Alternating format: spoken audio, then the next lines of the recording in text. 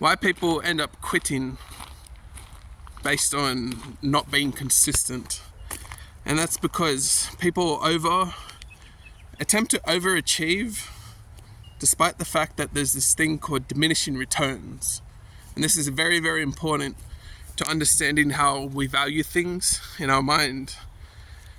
For example, if you're someone that wants to get fit, or you're someone that wants to gain muscle, you only need about 2 to 3 hours a week to actually be consistent and gain a massive chunk of benefits. 2-3 hours a week. The thing is, you can get better than that if you do, say, 8 to 10 hours a week. The thing here, though, is you put in so much more effort for the fact that from 2 to 3 hours to 8 to 10, the diminishing return on that is a lot. So you might think that, say, 2 hours is two levels of exercise or something, and then 8 hours is 8 levels of exercise. No, it's more like the more you do, the more that your body actually struggles to improve. It improves more, but it doesn't improve equally. So 2 hours is not like 2 hours, 2 hours, 2 hours, 2 hours split up is different from 8 hours in one go. Does that make sense? In 8 hours in one go, you won't get as good a benefit compared to 2 hours, 2 hours, 2 hours, 2 hours. There's things like recovery time that basically make diminishing returns. And so a lot of why we end up quitting is because we're overachieving when all that we should be really caring about is that we're staying consistent. You know, when it comes to the gym, we think about all these supplements, creatine and pre-workout and protein and things like that. Don't get me wrong, a lot of those are all good. But the most consistent good thing that only takes like an hour to, like 2-3 hours is going to the gym and getting it done. 2-3 hours per week and getting it done, right? But we spend 5 more hours researching supplements and paying extra money, which that money costs work time to actually generate the money. And so we're basically spending more like 6 hours to get maybe like 3-4 hours worth of workout, right? And over time, you feel like it's not worth it. And then over time, you end up quitting.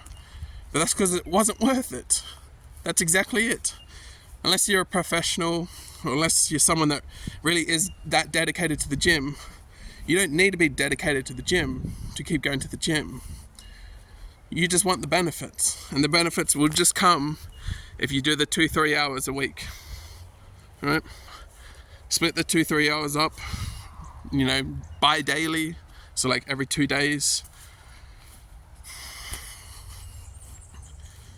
And then just obviously eat well, and that's a lot easier to stay consistent to. And I'll give another example when it comes to, I guess, business, more so my YouTube channel, because this is only video number 6, but my first 5 videos have no views. Now imagine if I spent hours and hours of video editing, hours and hours of research on how to edit videos well and all these things, only for them to get 0 views. How lame, right?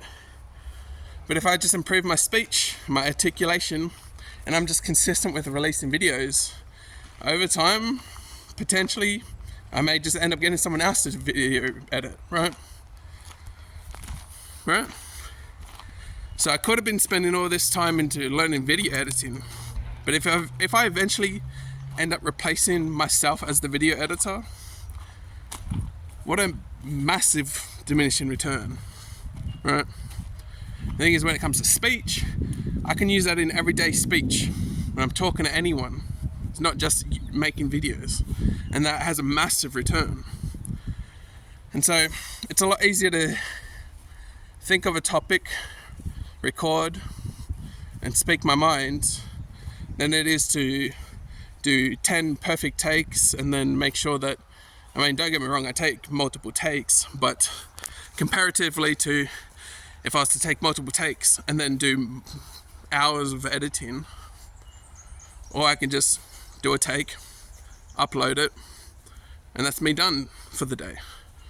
And I can just do decent improvements over time, versus if I was to do all this editing that I can't really comprehend. Editing is good as long as the content itself is good. Look at a very, very well edited video. If the actual substance of what they're talking about is useless and boring, like I'd click off it. Like I don't care if the editing is nice. And so the big chunk of video editing is to just be consistent with what you can do at the time.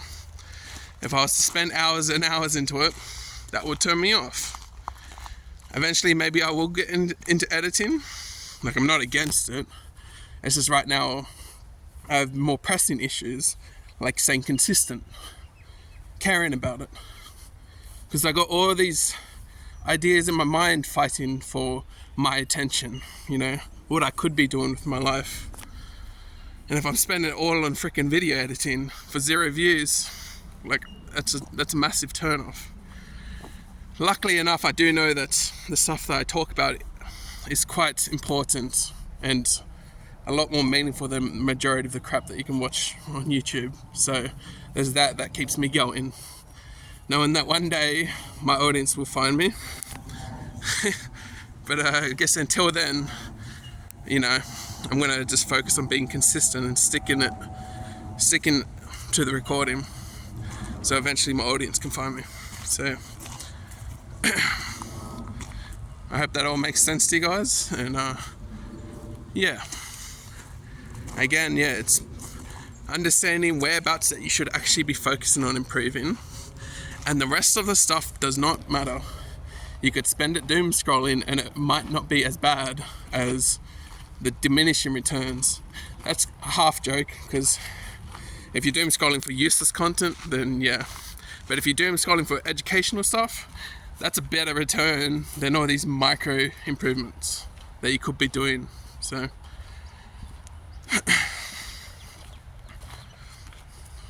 understand where you need to practice and how much time you put into that practice versus all the extra stuff that give you like 5% extra bonus.